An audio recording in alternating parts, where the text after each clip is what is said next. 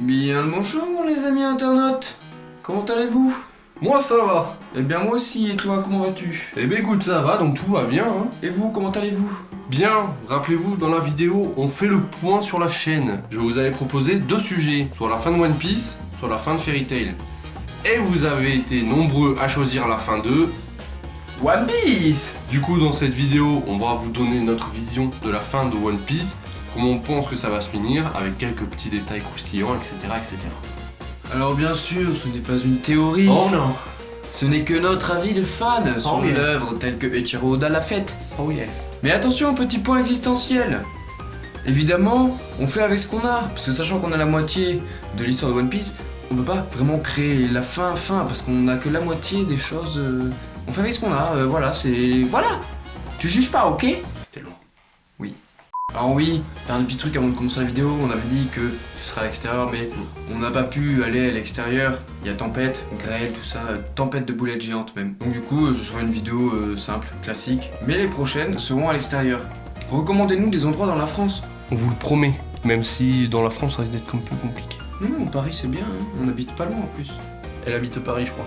Je crois qu'elle a des converses blanches, Mm. mais je comprends plus ce qu'elle dit, Elle habite Paris. pourvu que rien ne change. C'est ça, c'est ça.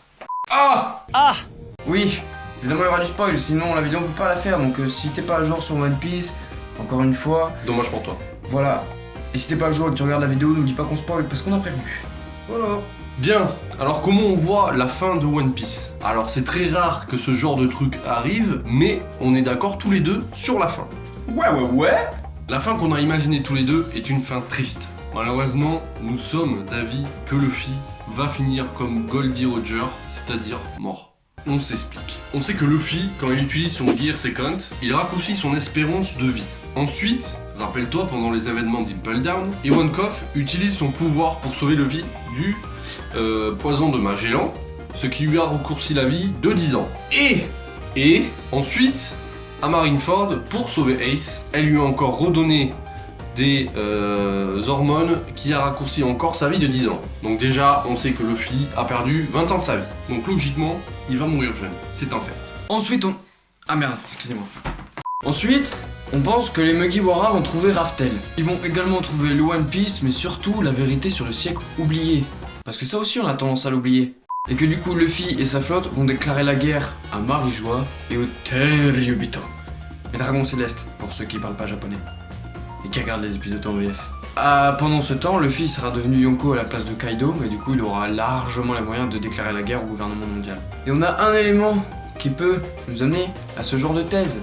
Et oui, j'utilise des mots. Vous vous rappelez sur l'île des hommes poissons, quand Shirley elle a dit oui, dans ma prédiction, j'ai vu Luffy qui détruisait l'île des hommes poissons, nana. Sauf que seulement, elle s'est jamais trompée dans sa prédiction, mais ça on l'a toujours pas vu. Tout d'abord, on sait que l'île des hommes poissons se situe sous Redline, juste en dessous de Maréjoie. Du coup, on pense que pendant la guerre, Luffy va tout simplement détruire Redline pour d'une part casser cette limite qui coupe le monde en deux, et de notre part, obliger les hommes poissons à venir vivre à la surface. Parce qu'on sait tous très bien que les hommes poissons vivent reclus sur eux-mêmes, exclus du monde extérieur, et du coup, Luffy veut dire oui, t'es un Obito, allez vous faire enculer.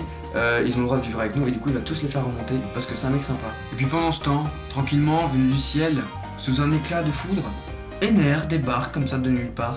L'homme oublié, au lobe plus grand que ses couilles.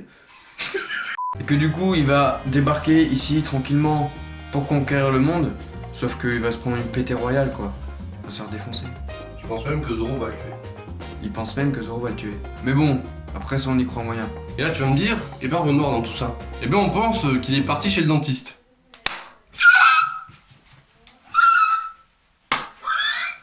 Donc, plus sérieusement, on pense que quand Luffy va devenir un Yonko, il va se décider à aller pétave Barbe Noire pour venger la mort de Ace. Il va y aller avec la décision de le tuer, mais on sait que Luffy n'a jamais tué personne. Je pense plus qu'en fait ça va être Zoro qui va le tuer pour préserver son capitaine, pour qu'en gros Zoro se salisse les mains à la place de Luffy. Et donc, à la fin de cette guerre, à la fin de cette bataille, le monde sera libéré du gouvernement mondial, la paix reviendra, un nouveau système de gouvernement va naître, mais Luffy sera mort, telle la légende qui aura sauvé le monde de One Piece.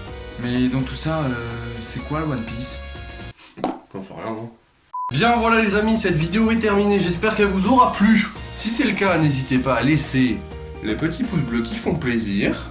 N'oubliez pas de lâcher un petit commentaire pour nous dire ce que vous avez pensé de la vidéo, ce que vous pensez de la fin de One Piece, parce que, je le répète, encore une fois, c'est un endroit de discussion, de partage. On répond, il n'y a pas de souci. N'hésitez pas non plus à nous rejoindre sur les réseaux sociaux qui s'affichent en haut de votre écran, juste là, quelque part.